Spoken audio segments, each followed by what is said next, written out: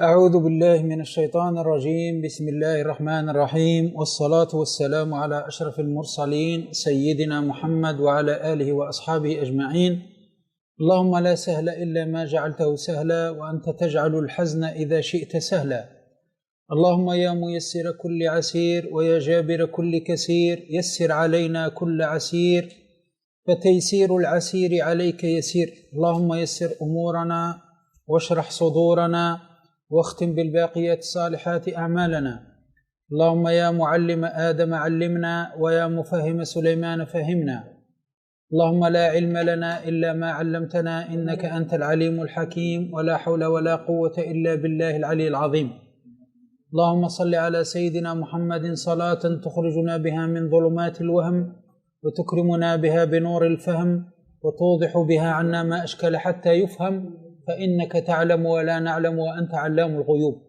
اللهم صل على سيدنا محمد الفاتح لما أغلق والخاتم لما سبق، ناصر الحق بالحق والهادي إلى صراطك المستقيم، وعلى آله حق قدره ومقداره العظيم. أما بعد، أحييكم بتحية الإسلام، السلام عليكم ورحمة الله وبركاته.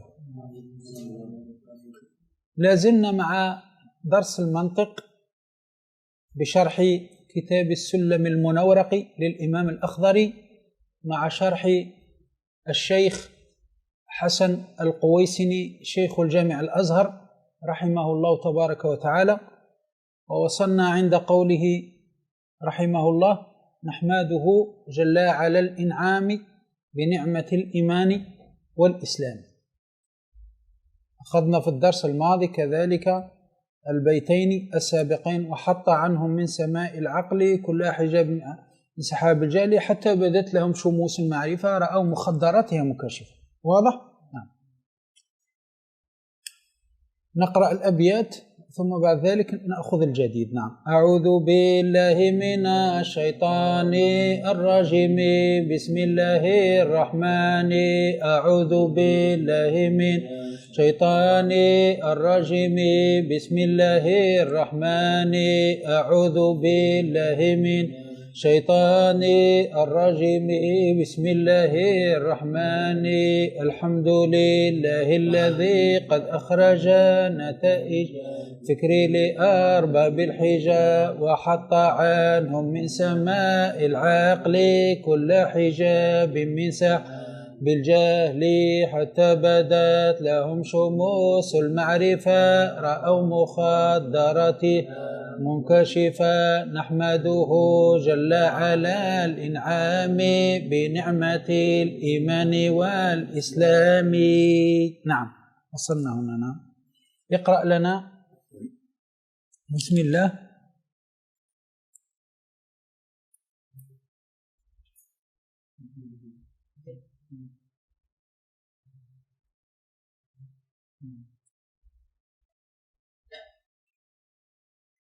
أعوذ بالله من الشيطان الرجيم، بسم الله الرحمن الرحيم. قال المصنف رحمه الله تعالى: ونفعنا وإياه بعلومه وعلوم مشايخنا في الدار والسلام. نحمده أي نثني عليه الثناء اللائق بجلاله، وحمد بالفعلية بعد الاسمية، تأسيا بحديث إن الحمد لله نحمده. نعم، هذا هو. قال نحمده. هذه النون إما للمعظم نفسه أو معه غيره. نحمده من؟ نحمده إما نون هذه للمعظم نفسه، عظم نفسه فماذا؟ فعاملها معاملة الجماعة فقال نحمده. واضح كلام؟ أو هذه النون نون الجمع، معنى نحمده أنا وجمع معه. واضح جماعة الخير؟ وإما مع المتكلم ومعه غيره، هذا النون. واضح جماعة الخير؟ هذا هو. نحمده ما معنى؟ أي نثني عليه الثناء اللائق بجلاله. هذا هو الحمد. الحمد هو الثناء على الله تبارك وتعالى حمدا لائقا بجلاله وعظمته، هذا هو الحمد. وحمد بالفعلية بعد الإسمية، لأن في الأول ماذا قال؟ الحمد لله الذي قد أخرج. هناك حمد بالإسمية، أما هنا حمد بالفعلية. نحمد فعل مضارع، واضح؟ لماذا؟ تأسيا، يعني اقتداء. التأسي هو الاقتداء، اقتداء واتباعا لحديث إن الحمد لله نحمده. فهنا الحديث الذي أخرجه مسلم قال إن الحمد لله، حمد بالإسمية ثم قال نحمده، ثم بعد ذلك حمد بالفعلية. فلذلك الشيخ رحمه الله هنا حمد بالجملة الفعلية بعد أن حمد بالإسمية قبلها، تأسيا بالحديث، لأن الحديث الشريف قدم الجملة الإسمية ثم بعد ذلك الجملة الفعلية. واضح يا جماعة؟ لذلك الشيخ قال تأسيا بحديث إن الحمد لله نحمده. نعم. واختار الفعلية هنا الدالة على الحدوث. نعم، هناك في الأول لماذا اختار الإسمية التي تدل على الثبوت والدوام؟ لأنها، واضح، لأنه حمد الله لذاته، وذات الله دائمة مستمرة. ذات الله دائمة لا تتغير، مستمرة لا تزول، صحيح ولا لا؟ لذلك ناسب أن يحمد بالجملة الإسمية، فقال الحمد لله، لأنه حمد الذات الإلهية. فالجملة الإسمية تناسب ذات الإلهية، كما أن الجملة الإسمية تدل على الدوام والاستمرار، كذلك الذات الإلهية تدل على الدوام والاستمرار، فناسب أن يحمد بالإسمية. واضح؟ لكن هنا حمد بالفعلية الذي تدل على التجدد والتغير. لماذا؟ لأنه هنا حمد على الإنعام، والإنعام يتجدد ويتغير، فناسب أن يحمد بالفعلية. فمن الكلام يا جماعة، لذلك حمد بالفعلية، واختار الفعلية هنا الدالة على الحدوث والتجدد. لماذا؟ لأنه هنا حمد على الإنعام، والإنعام يتغير ويتجدد. وهذا كلام، كما أن الجملة الفعلية تتغير وتتجدد، الجملة الفعلية تتغير وتتجدد، فكذلك الإنعام هنا، أن الإنعام يتغير ويتجدد. لماذا؟ لأنه يحصل مرة بعد أخرى، يحصل مرة بعد أخرى الإنعام. فهنا يا جماعة هذا هو. نعم. اقرأ. واختار الفعلية هنا الدالة على الحدوث والتجدد. نعم. ما معنى الحدوث والتجدد؟ ما معنى الحصول مرة بعد أخرى، هذا معنى التجدد. الإنعام مثل الإنعام، يحصل ويتجدد، يحصل ويتجدد، يحصل ويتجدد مرة بعد أخرى، ويتغير ويتجدد. نعم. لأنه في مقابلة الإنعام الذي يحدث ويتجدد. يحدث ويتجدد. رأيت؟ لأن هنا حمد على الإنعام، نحمده جل على الإنعام، فالإنعام يتغير ويتجدد، لأن الإنعام يحصل مرة بعد أخرى. واضح كلام؟ فكذلك الجملة الفعلية تتغير وتتجدد. مفهوم يا جماعة؟ هذا هو. لذلك حمد بالفعلية. نعم. والأول في مقابلة الذات. والأول هذا هو. أما الحمد الأول الحمد لله، هذا في مقابلة الذات، لأنه حمد الله لذاته، قال الحمد لله، فلذلك حمد بالإسمية. مفهوم كلام؟ لأن الحمد بالجملة الإسمية في مقابلة الذات، والذات لا تتغير ولا تتبدل، بل هي دائمة مستمرة. والجملة الإسمية كذلك دائمة مستمرة. إذا قلت زيد مثلا، زيد قائم، هذه الجملة الإسمية دائمة مستمرة. فهمنا الآن؟ أما إذا قلت ضرب زيد عمرا، ضرب زيد عمرا، هذا يدل على التجدد هكذا والتغير. مفهوم؟ هذا هو. والأول اللي هو ماذا؟ الحمد بالجملة الإسمية، هذا معنى الأول. في مقابلة الذات، حمد الذات الدائمة المستمرة، لأن ذات الله دائمة مستمرة لا تتغير ولا تتجدد ولا تتبدل. مفهوم؟ فأتى لكل بما يناسبه، لذلك حمد بالجملة الإسمية في مقابلة الذات، وحمد بالجملة الفعلية في مقابلة الإنعام. فهمنا يا جماعة؟ مفهوم؟ واضح. زيد. فأتى لكل بما يناسبه.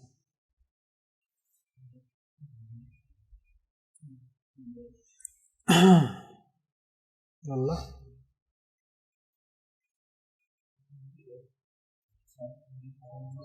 نبدأ. نعم. قلنا فأتى لكل بما يناسبه، فالذات الإلهية يناسبها الحمد بالجملة الإسمية التي تدل على الدوام والاستمرار، والإنعام يناسبه الحمد بالجملة الفعلية لأنه يدل على التبدل والتغير، وهكذا. واضح؟ فأتى لكل بما يناسبه. نعم زيد. جل أي عظم، جملة لإنشاء التعظيم. نعم، جملة لأنه جل هو، جل هو. واضح؟ عظم معنى هذه جملة لإنشاء التعظيم، لكي ماذا؟ ينشئ التعظيم لله. واضح؟ وهذه جملة اعتراضية، لأن الشيخ يريد يقول نحمده على الإنعام، فقال نحمده جل، هذه جملة اعتراضية. جل هو. فهمنا؟ هذه جملة لإنشاء التعظيم لأنه يريد يعظم الله، أنا من المفروض يقول نحمده على الإنعام. لماذا أتى بهذه الجملة جل؟ للتعظيم، لإنشاء التعظيم. فهمنا؟ جل هو. نعم. أو خبرية حالية من الضمير، أو خبرية حالية، أو جملة خبرية حالية. فهم؟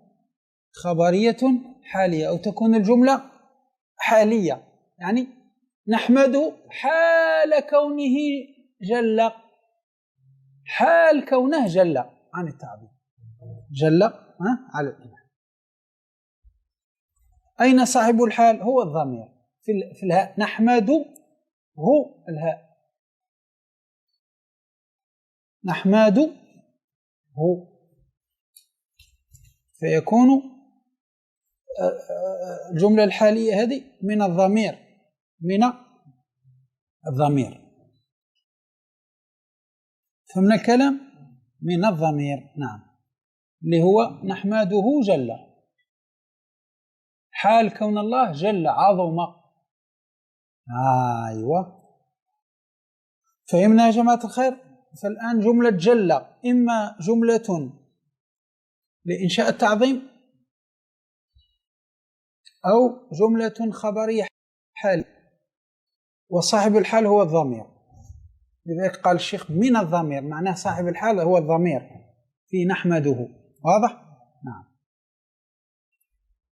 على الإنعام متعلق بنحمده. نعم، الجار والمجرور متعلق بنحمده، نحمده على الإنعام، نحمده على الإنعام. نعم، فالجار والمجرور متعلق بنحمده.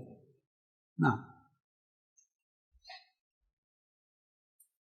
نعمة متعلق بالإنعام، متعلق بالإنعام، على الإنعام بنعمته، كذلك الجار والمجرور متعلق بالإنعام. مفهوم؟ على الإنعام متعلق بنحمده، بنعمتي متعلق بالإنعام. هذا هو. فهمنا يا جماعة الخير؟ أيوة. وإضافته لما بعده للبيان. للبيان. نعم، وإضافته لما بعده للبيان. واضح؟ نحمده جل على الإنعام بنعمة الإسلام، بنعمة الإيمان، إضافته لما بعده بيانية للبيان. فهم كلام؟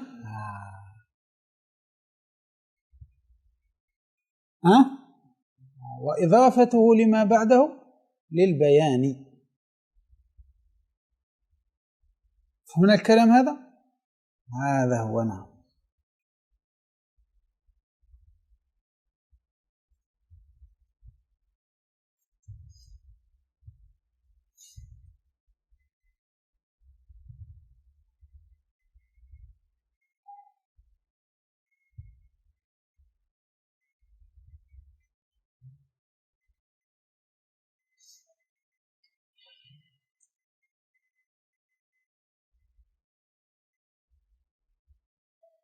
فهمنا يا جماعة الخير؟ هذا.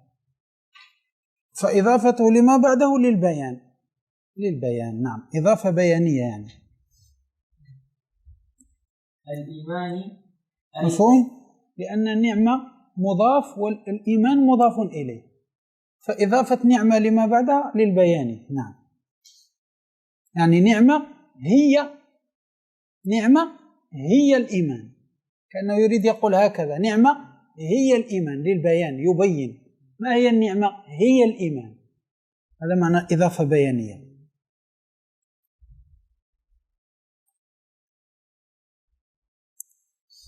فهمنا الكلام؟ أيوة. نعم. وإضافته يعني إضافة نعمة لما بعده للبيان. نعم. نعم. الإيمان أي تصديق القلب بما علم مجيء النبي صلى الله عليه وسلم به ضرورة. نعم. مع الإقرار باللسان على قوله. من المفروض هنا ماذا يقول الشيخ؟ من المفروض يقول جل على الإنعام بنعمة الإيمان والإسلام. المفروض يقول بنعمتي الإيمان والإسلام. صحيح؟ لكن قالوا ماذا؟ قالوا قالوا الإسلام محذوف منه ماذا؟ محذوف منه المضاف، حذف المضاف من الإسلام لدلالة الأول عليه، كأن الكلام هكذا: نحمده جل على الإنعام بنعمة الإيمان وبنعمة الإسلام. لذلك الشيخ لم يأتي بالتثنية، لم يقل بنعمتي، لأنهم اثنين. نحمده جل على الإنعام بنعمتي، ليس نعمة، الشيخ أتى بها مفردة. هذا هو. فقيل أنه المضاف حذف من الثاني اللي هو الإسلام. تقدير الكلام على الإنعام بنعمة الإيمان ونعمة الإسلام. فهمنا؟ هذا هو. نعم. زيد. الإيمان أي تصديق القلب بما علم مجيء النبي صلى الله عليه وسلم به ضرورة. مع الإقرار باللسان على قوله. هذا هو. بنعمة الإيمان. ما هو الإيمان؟ تصديق القلب فقط عند أهل السنة والجماعة. الإيمان هو تصديق القلب فقط. لو تصدق بقلبك بما جاء به النبي صلى الله عليه وسلم فأنت ناج عند الله تبارك وتعالى، ولو لم تصلي ولو لم تصوم ولو لم تعمل شيئا، فقط صدقت بقلبك، خلاص أنت ناج عند الله. مفهوم؟ هذا معنى الإيمان، أي تصديق القلب. ما تصديق القلب؟ تقول في قلبك، تقول كل ما جاء به النبي صلى الله عليه وسلم أنا مصدق به، ومذعن وقابل، الإذعان والقبول. تصديق مع الإذعان والقبول، تصدق وتذعن وتقبل. تقول أنا كل ما جاء به النبي أقبله وأذعن له، يعني لو يطلب مني سأقوم مباشرة. فهمنا الكلام هذا؟ هذا تصديق القلب. هذا كما قال هنا التصديق، قال الإذعان والقبول. والقلب هنا النفس. رأيت البولاقي تحت ماذا قال؟ البولاقي رحمه الله في الحاشية: تصديق القلب، قال لك التصديق الإذعان والقبول، يعني تقبل كل ما جاء به النبي، أنا مصدق به وقابل به ومذعن له. ما معنى مذعن؟ قابل له بما جاء، بما علم مجيء النبي صلى الله عليه وسلم، كل ما جاء به النبي قرآن وسنة، كل هذا في قلبك تقول أنا صدقت به، أنا قابل له ومذعن، مصدق وقابل ومذعن بكل ما جاء به النبي صلى الله عليه وسلم. خلاص أنت هكذا مؤمن، أنت مؤمن. لو مت أنت ناج عند الله، أنت ناج عند الله تبارك وتعالى. فمن الكلام لا يوجد لا نطق باللسان ولا عمل بالأركان ولا غير ذلك كما يقول هذا الفرقة. هذا مفهوم كلام هذا؟ نعم. قال الشيخ: بما علم مجيء النبي صلى الله عليه وسلم به ضرورة، لازم مما علم ضرورة، واضح؟ مما علم ضرورة كالصلاة، صوم، حج، زكاة، حرمة الزنا، حرمة الخمر، كل هذا علم من الدين بالضرورة. مفهوم؟ لازم هذا تصدق به كله، فأنت مؤمن ناج عند الله. قال الشيخ: مع الإقرار باللسان على قول لكنه ضعيف.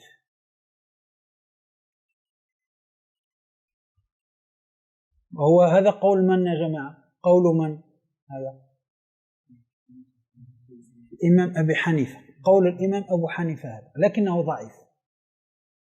أن الإمام أبو حنيفة عنده الإيمان مركب من التصديق والقول باللسان، النطق، لكنه ضعيف.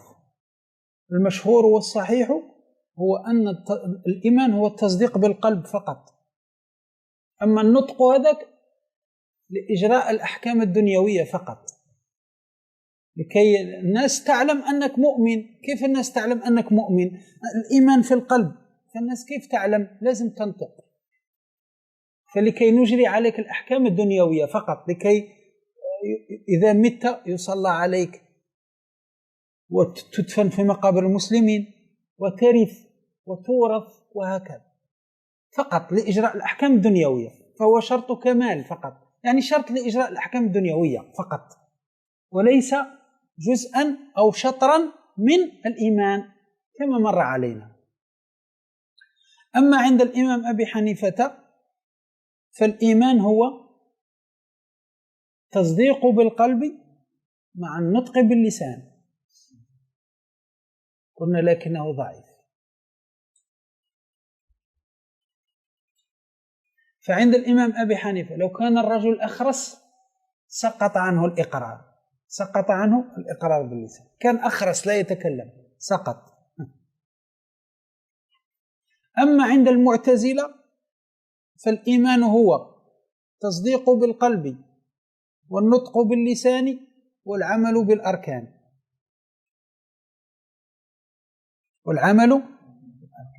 وهذا المذهب المعتزلة هم الذي أتى هذا السفهاء ويقول هو مذهب أهل السنة، وهو مذهب معتزلة.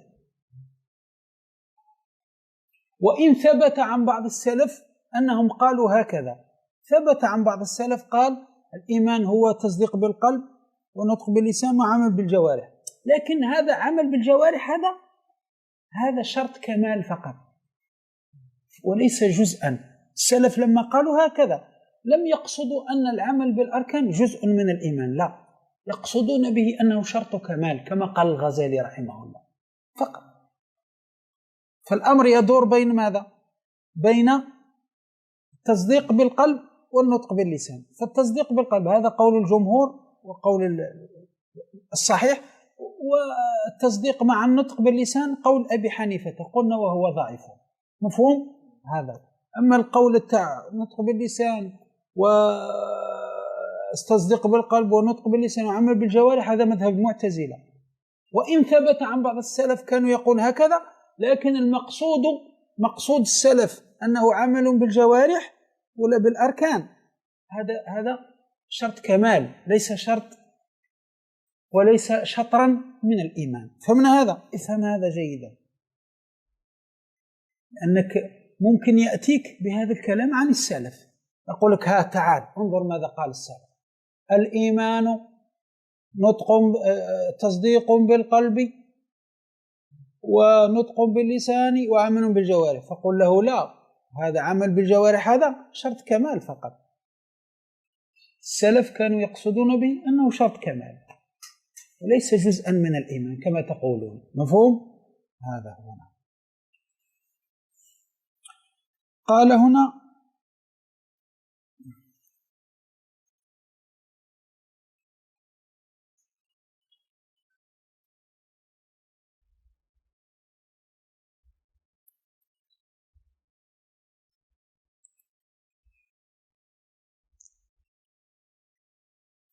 قال تحت في الحاشية: بما علم مجيء النبي صلى الله عليه وسلم، أي بجميع الأحكام التي علم مجيء النبي صلى الله عليه وسلم بها.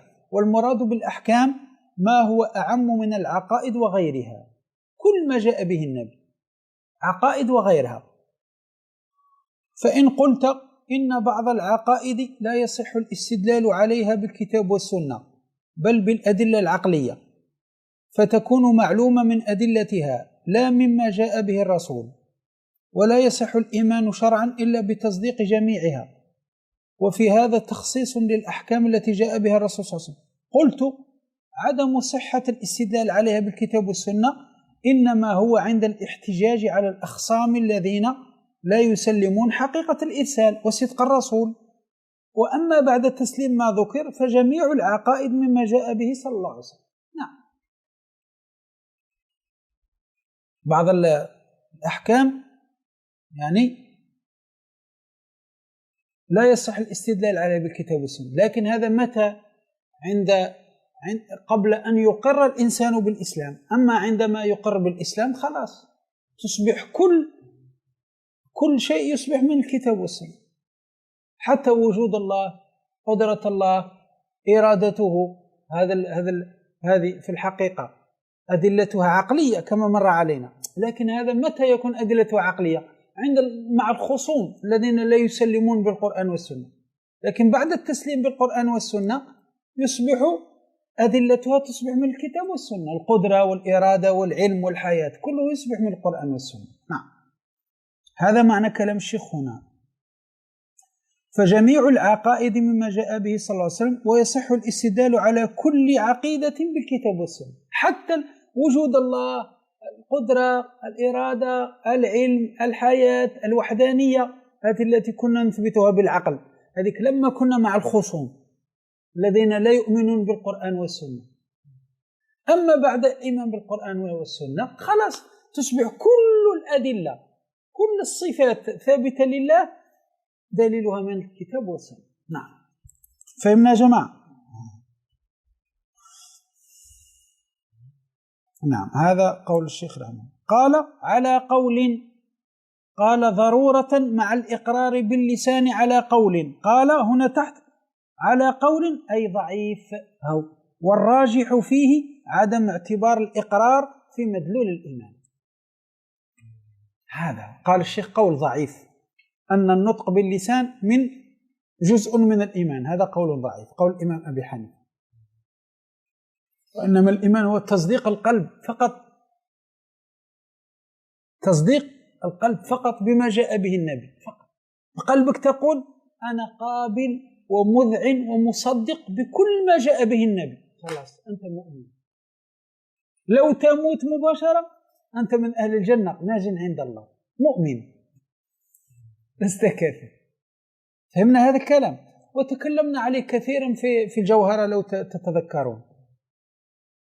واضح؟ لما قال: وفسر الإيمان بالتصديق والنطق فيه الخلف بالتحقيق، فقيل شرط كالعمل وقيل بل شطر، والإسلام اشرحن بالعمل. نعم،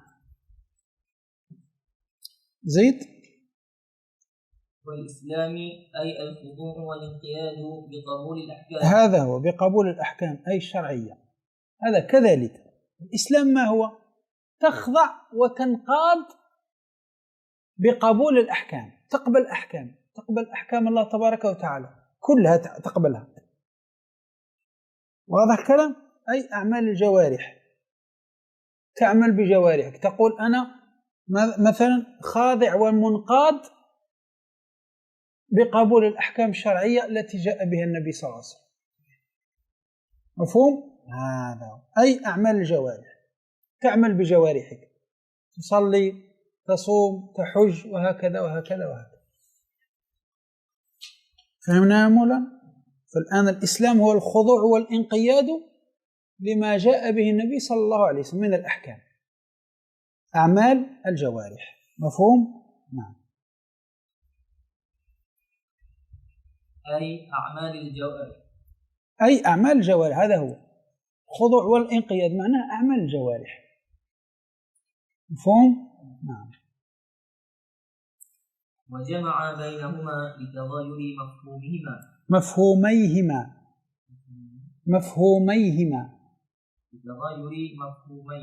نعم، هذا هو، لأن مفهومهم متغاير. مفهوم الإيمان يختلف عن مفهوم الإسلام. واضح كلام؟ لأن الإيمان هو القبول الباطني، أما الإسلام هو قبول ظاهري. هذا لأن الإيمان هو قبول باطني، تقبل بباطنك بقلبك، لكن الإسلام هو قبول بالظاهر، جوارحك تقبل العبادة. مفهوم الأعمال. واضح يا جماعة الخير؟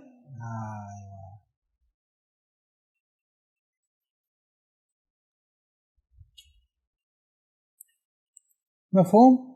نعم. هذا لذلك جمع بينهم، قال الإيمان والإسلام لأنهم متغايرين في المفهوم، لذلك جمع بينهما الإيمان والإسلام، لم يذكر أحدهما فقط، لا، إيمان والإسلام مع بعض، لذلك لأنهم متغايرين في المفهوم. نعم. ولأنه في مقام الإطناب. نعم، هو الآن في مقام الإطناب. ما هو الإطناب يا جماعة؟ هذا نوع من أيوة هكذا تطويل، ذكر كل المحامد وكذا. واضح؟ إطناب يعني تكثير الكلام، تكثير. نعم. وهو مقام الحمد، لأنه الآن في مقام الحمد، فلا بد أن يطنب ويحمد الله على الإسلام، الإيمان، الصحة، العافية، العينين، اللسان، الأذن، الشم، الذوق، وهكذا يطنب. هذا هو الإطناب. نعم، لأنه في مقام الحمد، فلا بد أن يكثر من تعداد النعم، يعدد النعم. نعم. وهو مقام الحمد والإكثار من عد النعم، فهو في مقام الحمد، فلا بد أن يكثر من النعم، لذلك قال نعمة الإيمان والإسلام، أنه في مقام الإطناب. فهمنا يا جماعة الخير ولا لا؟ نعم، مفهوم. زيد. من خصنا بخير من قد أرسل وخير من حاز المقامات العلا. نعم. من خصنا بدل من الضمير المنسوب بنحمده الراجع إلى الظاهر. نعم. أي الذي خصنا، أي ميزنا معاشر المسلمين. هذا هو من خصنا، من اسم موصول بمعنى الذي، هذا من اللي هو الاسم الموصول بدل من الضمير المنصوب في نحمده، لأن نحمد فعل مضارع، والفاعل ضمير مستتر تقديره نحن، والهاء مفعول به منصوب، صح، مفعول به في محل نصب مبني على الضم في محل نصب، صحيح. هذا من بدل من الهاء في نحمده، بدل من الهاء في نحمده. هذا الهاء رجع على من؟ الهاء نحمد من؟ نحمده الله، رجع على الله. ومن الذي خصنا؟ الله كذلك. فالآن من هذا اسم الموصول راجع على ماذا؟ بدل من الهاء في نحمده بدل. كأنك قلت هكذا: نحمد الله، الله خصنا. هذا هو. كأنك قلت نحمد الله، فالهاء هذه بمعنى الله. كأنك قلت الله خصنا، هذه من بمعنى الله، فهي بدل من الضمير في نحمده. فمن الكلام الآن هذا هو الراجع إلى الله، أي الذي خصنا. وخصنا جملة صلة الموصول لا محل لها من الإعراب. نعم. أي ميزنا معاشر المسلمين. نعم، خصنا بمعنى ميزنا، نحن معاشر المسلمين. خصنا بمعنى ميزنا، من؟ نحن معاشر المسلمين. خصنا بماذا؟ خصنا بنبي الرحمة صلى الله عليه وسلم، فهو نبينا وسيدنا وحبيبنا وقدوتنا. فالله ميزنا عن الآخرين الذين لم يؤمنوا به. الله ميزنا عن الذين لم يؤمنوا به بأنه خصنا بخير خلق الله. نعم. بمزايا أو شفاعتي أو متابعتي. نعم، إما خصنا بمزايا، وإما خصنا بشفاعة، وإما خصنا بمتابعة، كله يصح. إما خصنا بمزايا خير من قد أرسل، أو خصنا بشفاعة خير من قد أرسل، أو خصنا بمتابعة خير من قد أرسل، كلاهما يجوز. نعم. أي أفضل. نعم، خير أفضل. من أي نبي. نعم. من اسم موصول بمعنى الذي، كذلك خير الذي أي نبي. قد أرسل لهداية المخلوقين. لهداية المخلوقين بطبيعة الحال. واضح؟ هذا من خصنا بخير من قد أرسل. أرسل لماذا؟ للعالمين جميعا، لهدايتهم إلى الطريق الصحيح. واضح؟ نعم. وإنما قدرنا المضاف قبل. قدر ولا قدرنا؟ قدرنا. نعم، قدر ولا قدرنا، لا مشكلة، نفس الكلام. وإنما قدرنا المضاف قبل خير لئلا يرد أن رسالته صلى الله عليه وسلم عامة لسائر الأمم. أيوة. لماذا الشيخ هنا قدر المضاف؟ أين المضاف هنا؟ اللي هو مزايا أو شفاعة أو متابعة. الشيخ قال لك لماذا قدرنا المضاف قبل خير؟ لماذا؟ قال لك لئلا يرد أن رسالة النبي صلى الله عليه وسلم عامة لسائر الأمم. لا، ليست عامة لسائر الأمم، لا، إنما هي لأمته صلى الله عليه وسلم فقط. مفهوم؟ هذا هو. فمن الكلام هنا لذلك الشيخ ماذا؟ قدر مضاف قبل خير. نعم. والرسل نواب عنه. الرسل نواب عنه. نعم. فلم تكن مقصورة علينا. نعم، فلم تكن مقصورة علينا. مفهوم؟ نعم. هذا لذلك الشيخ قدر المضاف.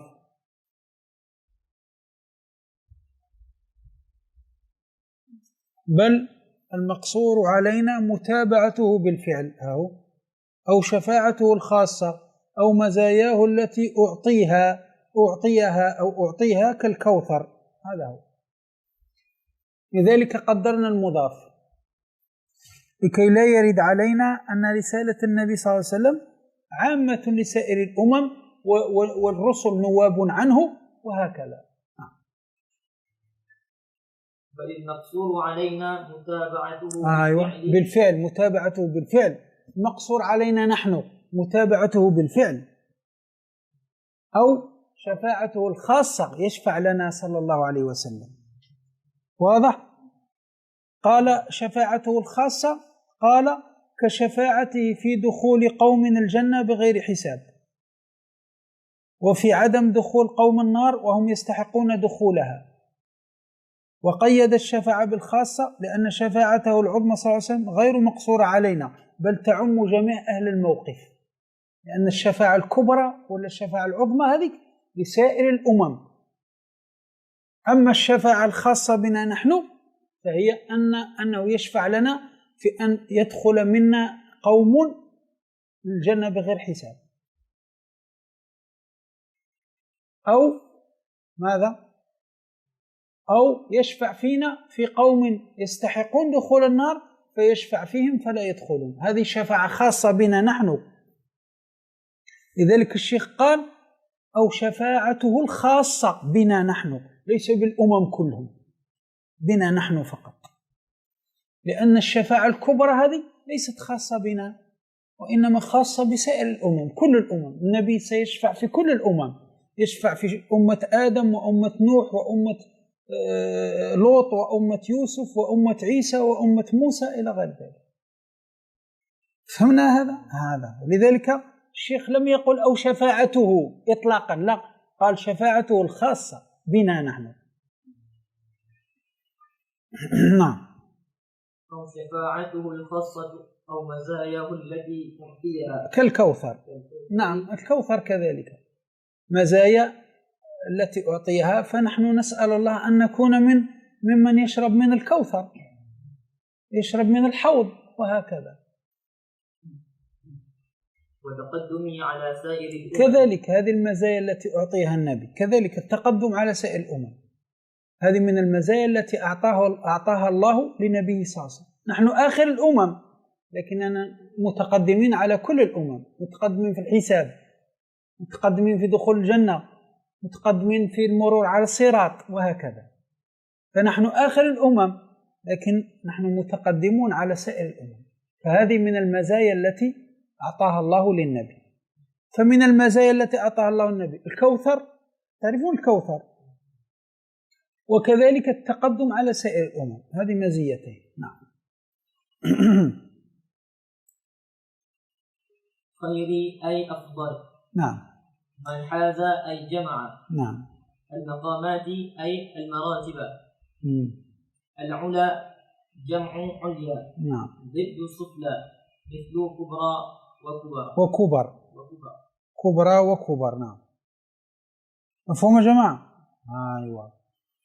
قال من خصنا بخير من قد أرسل وخير من حاز المقامات العلى. كذلك النبي صلى الله عليه وسلم أفضل من جمع، حاز معناه جمع المقامات، المراتب العلى، المراتب العليا. النبي صلى الله عليه وسلم حاز، جمع المراتب العليا في الخلق، في الخلق، في التقوى، في الزهد، في الورع، كل هذا النبي جمع فيها المقامات العلى. واضح الكلام هذا؟ لذلك الصحابة الذين أتوا وسألوا عن عبادة النبي صلى الله عليه وسلم، فقالوا لهم النبي كان يصلي وينام، وكان يتزوج النساء، وكان كذلك ماذا؟ يصوم ويفطر. فهذوك الصحابة استقلوا عبادة النبي. كيف النبي نبي ويصوم ويفطر؟ لماذا لا يصوم كل الدهر؟ فواحد منهم قال أنا أصوم الدهر لا أفطر، والآخر قال أنا لا أتزوج النساء، أتفرغ للعبادة، والآخر قال أنا أقوم الليل كله لا أنام. كأنهم ماذا؟ استقلوا عمل النبي. فلما أتى النبي أخبروه، قالوا له جماعة من الصحابة أتوا عندنا هنا سألونا وقالوا كذا وكذا. فالنبي قال والله إني لأخشاكم لله وأتقاكم له، ولكنني أصوم وأفطر وأتزوج النساء وأقوم وأنام، فمن رغب عن سنتي فليس مني. هذا. فالنبي بلغ درجة العلا، هو أخشى الناس وأتقى الناس، واضح، وأزهد الناس وأورع الناس وأشجع الناس. كل المراتب النبي حاز فيها مرتبة العليا، مرتبة العليا، هذا ما العلا جمع عليا، عليا تجمع على علا، فعل فعل، فعل تجمع على فعل، فعل فعل. هنا عليا علا، دنيا دنا، وهكذا.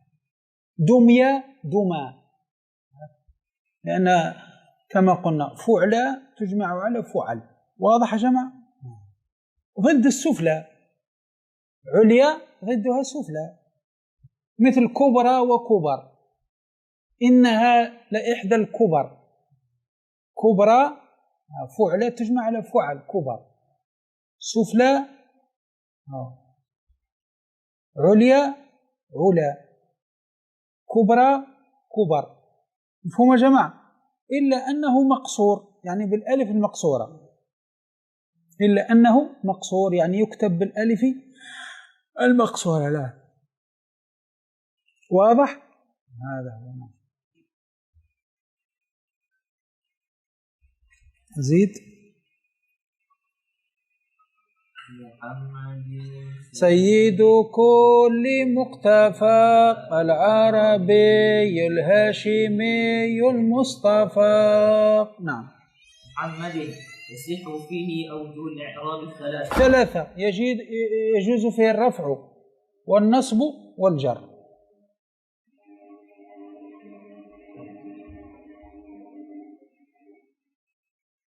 يجوز فيه ماذا؟ ثلاثة أوجه: الرفع والنصب والجر. لو جررته قلت محمد فهو بدل. بدل من ماذا؟ من خير. لو رفعته محمد فيكون ماذا؟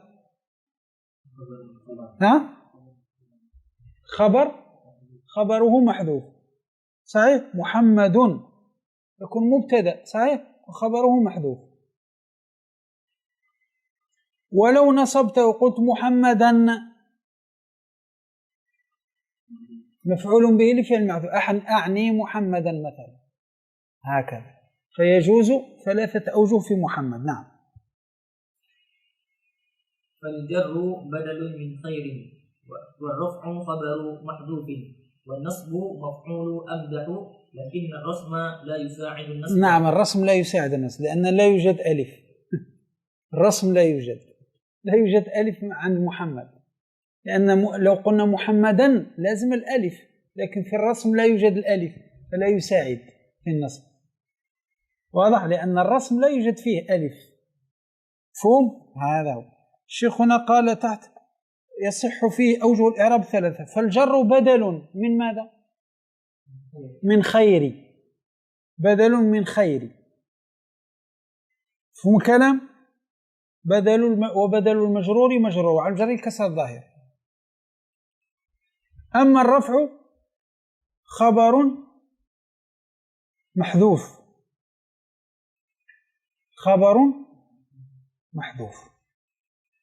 والرفع خبر محذوف.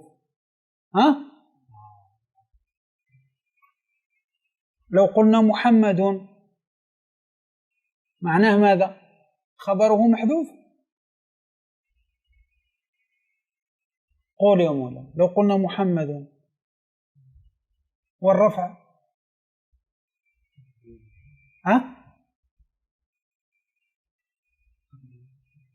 ما معنى خبر محذوف؟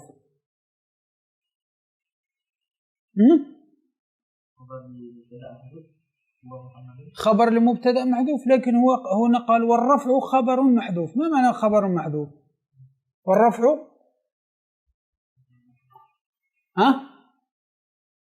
والرفع خبر محذوف. ما معنى خبر محذوف؟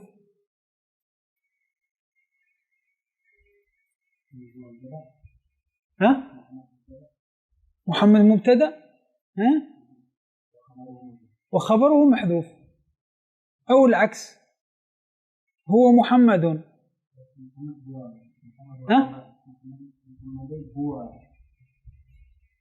محمد هو سيد لا وهو خبر محذوف. لا، هذا خبر بمبتدأ محذوف هو محمد. أيوة يكون هكذا. يكون هو محمد. لكن الشيخ هنا لم يوضح، قال والرفع فالجر بدل، والرفع خبر محذوف. لم يتضح لنا. والرفع خبر محذوف. أما على الرفع لو قلنا محمد قال لك خبر محذوف.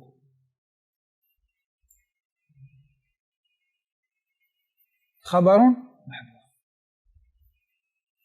فهمنا يا جماعة؟ معناه هو محمد، هو محمد. هذا معنى.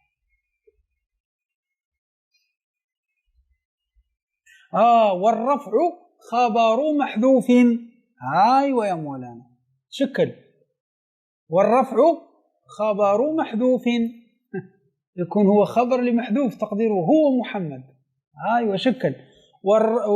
والرفع خبر محذوف، ليس خبر محذوف، لا، خبر محذوف، وهو محمد. هو مبتدأ محذوف ومحمد خبر، فهو خبر محذوف لمحذوف. هذا هو. نعم، فمن الآن حلت المشكلة الآن. نعم، خبر محذوف. نعم. والنصب مفعول أمدح، يعني أمدح محمدا. نعم، لكن الرسم لا يساعد النصب، لأنه لا يوجد ألف في الرسم. الرسم محمد من غير ألف، فلا نستطيع أن نأتي بالنصب. هذا هو. نعم، واضح؟ لأن حق المنصوب المنصرف أن يرسم بالألف. يرسم بالألف. والرفع أرجح معنى. نعم، الرفع أرجح معنى. نعم، ليناسب ارتفاع رتبته صلى الله عليه وسلم. الرفع أرجح. نقول محمد، لماذا؟ لكي يناسب ارتفاع رتبة النبي صلى الله عليه وسلم. نعم، ليناسب ارتفاع رتبته صلى الله عليه وسلم. نعم. سيدي يطلق لمعان. نعم، منها متولي السواد. نعم، أي الجيوش العظيمة. الجيوش العظيمة. فالنبي صلى الله عليه وسلم متولي الجيوش العظيمة، متولي أمر الجيوش العظيمة اللي هي أمته صلى الله عليه وسلم. هذا سيد. فالنبي صلى الله عليه وسلم سيد، مثل ما يقول العبد سيدي فلان، سيدي. مفهوم؟ فالنبي صلى الله عليه وسلم سيدنا جميعا، لذلك نقول سيدنا محمد. لماذا؟ لأنه متولي أمرنا. مفهوم؟ متولي أمر، هو اللي متولي أمرنا، هو الذي يعلمنا كيف نصلي وكيف نصوم وكيف نحج، وهو الذي يخبرنا بالجنة ويخبرنا عن النار، وهو الذي يشفع لنا، وهو الذي يدافع عنا، وهو الذي، وهكذا، أكثر من أمك وأبيك. فهو متولي أمرك، فهو متولي السواد، الجيوش العظيمة. فمن يا جماعة، فالنبي هو متولي أمر الأمة كلها، أكثر من تولي أمك وأبيك لك. فهم؟ هذا هو. زيد. كل مقتفى. كل مقتفى. المقتفى هو المقتدي. مقتفي. مقتفى معناه مقتدى. مقتفى معناه مقتدى. نعم. اسم مفعول. اسم مفعول. نعم. أي متبع، ليس متبع. لو قلنا متبع يكون اسم فاعل. متبع. النبي صلى الله عليه وسلم سيد كل متبع. من هو المتبع؟ رئيس الجمهورية متبع، ونحن متبع. فإذا كان النبي صلى الله عليه وسلم سيد المتبع، فمن باب أولى يكون سيد المتبع. هذا هو. إذا كان النبي صلى الله عليه وسلم سيد جوكوي، صحيح؟ إذا كان النبي سيد جوكوي، فمن باب أولى يكون سيد كل الأندونيسيين، صحيح؟ هذا فهمنا؟ هذا معنى سيد كل مقتفى، كل متبع. نعم. زيد. أي متبع من الأنبياء والعلماء. نعم. وإذا كان سيد كل متبوع لزم أن يكون سيد التابعين من باب أولى. هذا هو.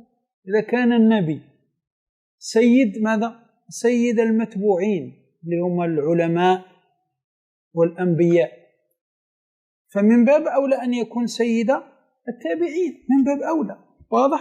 نعم.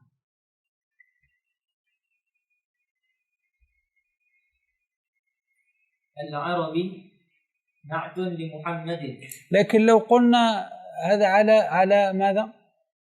على وجه الرفع، لكن لو جررنا سنقول العربي. أيوة. لو نصبنا سنقول العربية، هكذا. على حسب، لأن النعت يتبع منعوته في الجر والنصب، في الرفع والجر والنصب. نعم. أي المنسوب إلى العرب. المنسوب إلى العرب. نعم. العربي المنسوب للعرب. نعم. وهم بنو إسماعيل عليه الصلاة والسلام. هذا النعوت جيء بها للمدح، جيء بها للمدح لشدة حبه للنبي صلى الله عليه وسلم. الإمام الأخضري لشدة حبه للنبي صلى الله عليه وسلم أتى بهذه النعوت الثلاثة: العربي، الهاشمي، المصطفى.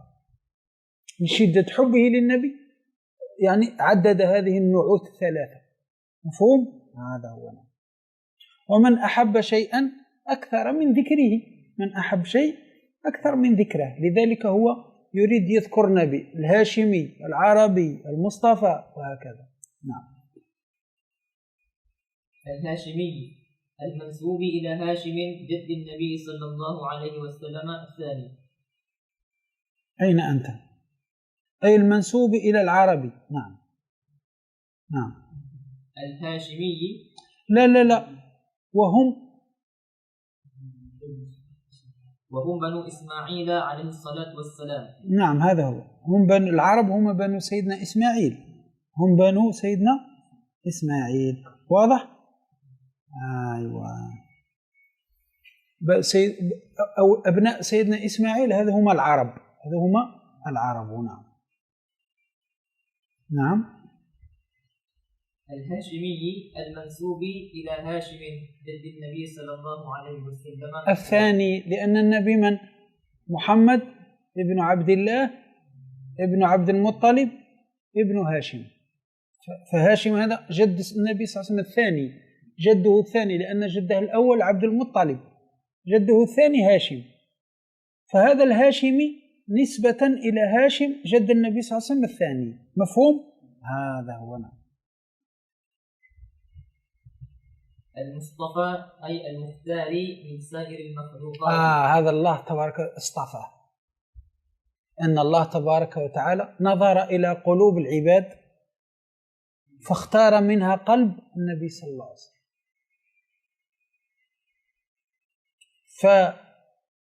فالنبوة هذا اصطفاء من الله. ولم تكن نبوة مكتسبة ولو رقى في الخير أعلى عقبة، بل ذاك فضل الله يؤتيه لمن يشاء جل الله واهب المنن، كما أخذنا في الجوهرة. فالنبوة هذه اصطفاء، اختيار، الله يختار من يشاء من عباده. مفهوم الكلام؟ وكذلك الولاية الكبرى كذلك اصطفاء. الولاية، العارف بالله، إنسان عارف بالله مثلا، هذا كذلك تأتي بالاصطفاء، ليس بالعمل، لأنك مهما عملت ولو أتيت بعبادة الثقلين لا تستطيع أن ماذا؟ تصل إلى النبوة أو تصل إلى المعرفة بالله تبارك وتعالى. كذلك العلماء قالوا ماذا؟ أن المعرفة بالله هذه اصطفاء كذلك، كما قال الصاوي في شرحه على الجوهرة. نعم. فالآن المصطفى هو مختار من سائر المخلوقات. نعم. وهو أفضلهم على الإطلاق بإجماع من يعتد بإجماعه. من يعتد بإجماعه، هذا إشارة إلى الزمخشري رحمه الله. كما قال صاحب الجوهرة، ماذا قال؟ وأفضل الخلق على الإطلاق نبينا فمل عن الشقاق. وأفضل الخلق على الإطلاق النبي صلى الله عليه وسلم بإجماع من يعتد بإجماعه. هو هنا يشير إلى الزمخشري، لأن الزمخشري خالف، هو الوحيد الذي خالف الإجماع، وقال بأن سيدنا جبريل أفضل من النبي صلى الله عليه وسلم. فهمنا؟ لذلك الشيخ هنا قال وهو أفضلهم على الإطلاق بإجماع من يعتد بإجماعه. يريد أن يخرج الزمخشري، معناه يريد أن يقول لك حتى ولو خالف الزمخشري وقال أن سيدنا جبريل أفضل من النبي، الزمخشري لا يعتد بإجماعه، لا يعتد بإجماعه. هذا هو معنى الكلام. فهمنا يا جماعة؟ معنى إذا خالف لا يعتد بخلافه، لا يعتد بخلاف الزمخشري. نعم. وينعقد الإجماع بدونه، حتى بدونه ينعقد الإجماع. مفهوم؟ يريد أن يقول هكذا. نعم. نزيد ولا نتوقف يا جماعة؟ أيوة زيد قليلا لكي نتوقف عند البيت الآخر. ولا يخفى حسن تقديم العربي على الهاشمي. نعم، لا يخفى حسن تقديم العربي على الهاشمي، والهاشمي على المصطفى. نعم. والهاشمي على المصطفى. نعم. لأنه من تقديم العام على الخاص. نعم، من تقديم العام على الخاص. لماذا؟ لأن العربي عام، الهاشمي خاص. الهاشمي عام، المصطفى خاص. هذا فكل منهما عام والذي بعده خاص، ثم عام والذي بعده خاص، وهكذا. مفهوم الكلام؟ لأن العربي هذا عام، الهاشمي خاص، ثم الهاشمي عام، المصطفى خاص مختار. نعم. هذا الحيوان الناطق. نعم. وهذا إشارة لقوله صلى الله عليه وسلم كالحيوان الناطق، كذلك كالحيوان الناطق. حيوان عام، ناطق خاص. هذا فهمنا يا جماعة؟ هذا هو. نعم.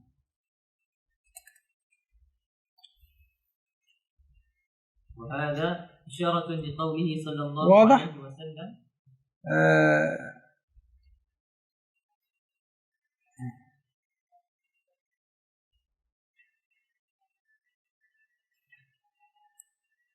هذا هو.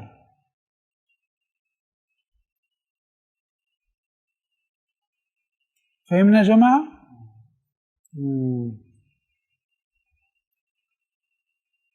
فبين الهاشمي والمصطفى عموم وخصوص وجهي، وبين العربي والهاشمي عموم وخصوص مطلق. واضح كلام؟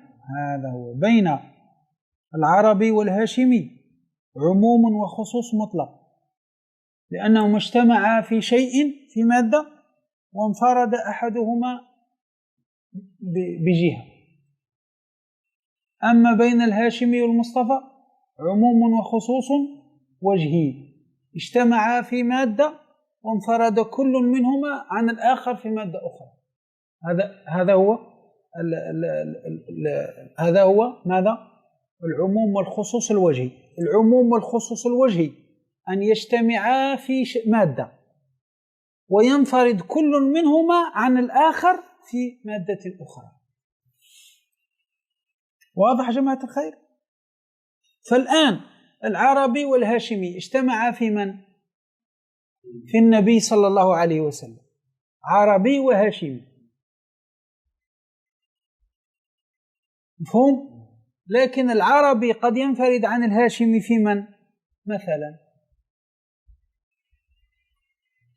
في سيدنا إسماعيل مثلا، عربي لكن ليس هاشمي مثلا. والهاشمي ينفرد في من؟ هاشمي، وليس مصطفى، هاشمي. سيدنا علي أو عبد المطلب هاشمي لكنه ماذا؟ ليس بمصطفى. هذا. فالآن بين الهاشمي والمصطفى عموم وخصوص وجهي يجتمعان في مادة، يجتمعان في النبي، فالنبي هاشمي ومصطفى. لكن ينفرد الهاشمي في من؟ في عبد المطلب، فهو هاشمي لكن ليس مصطفى. وينفرد المصطفى في النبي صلى الله عليه وسلم، وينفرد المصطفى في من؟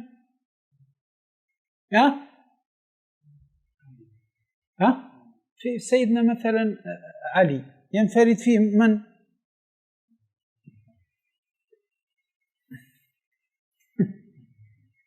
لكن عبد المطلب ليس مصطفى.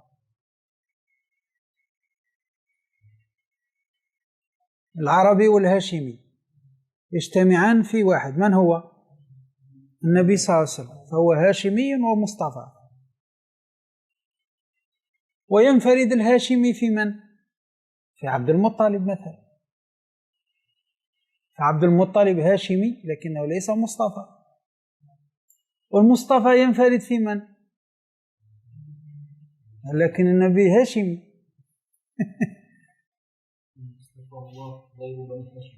أيوة نعم، في الذين اصطفاهم الله من غير بني هاشم. بارك الله فيك.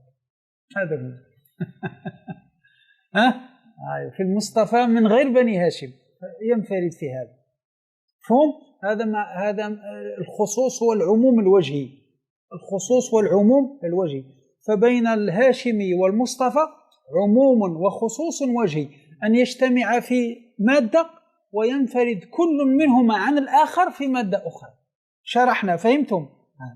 أما العموم والخصوص المطلق أن يجتمع في مادة وينفرد واحد منهما فقط، ينفرد في شيء واحد فقط. مثل ماذا؟ العربي والهاشمي. مثل من؟ العربي والهاشمي يجتمعون في من؟ في النبي صلى الله عليه وسلم. وينفرد من عن الآخر انفرادا؟ ينفرد في من؟ عموم الخصوص المطلق. العموم والخصوص المطلق يجتمعان في مادة، وهي من؟ النبي صلى الله عليه وسلم، عربي وهاشمي. أيوة. وينفرد من؟ عبد مناف. في من ينفرد؟ في العربي لكنه ليس هاشمي. هذا عموم وخصوص مطلق يجتمعان في مادة وينفرد أحدهما عن الآخر في مادة أخرى. مفهوم؟ هذا هو. نعم. زيد. كالحيوان الناطق. كذلك الحيوان الناطق يجتمع في من؟ في الإنسان.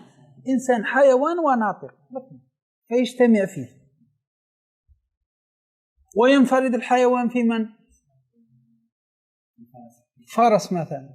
وينفرد الناطق في من؟ في زيد مثلا أو عمرو. فهمنا الكلام الآن؟ هذا هو. نعم. زيد. وهذا إشارة لقوله صلى الله عليه وسلم: إن الله اصطفى كنانة من ولد إسماعيل واصطفى قريشا من كنانة. نعم. واصطفى من قريش بني هاشم، واصطفاني من بني هاشم. نعم. من خيار صلى الله عليه وسلم.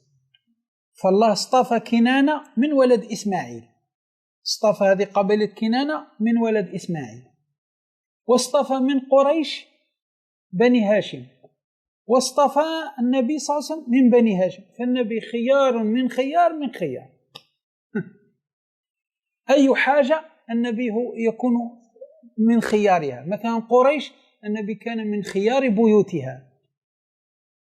من ولد إسماعيل الناس كان من خيار قبائلها وهي كنانة.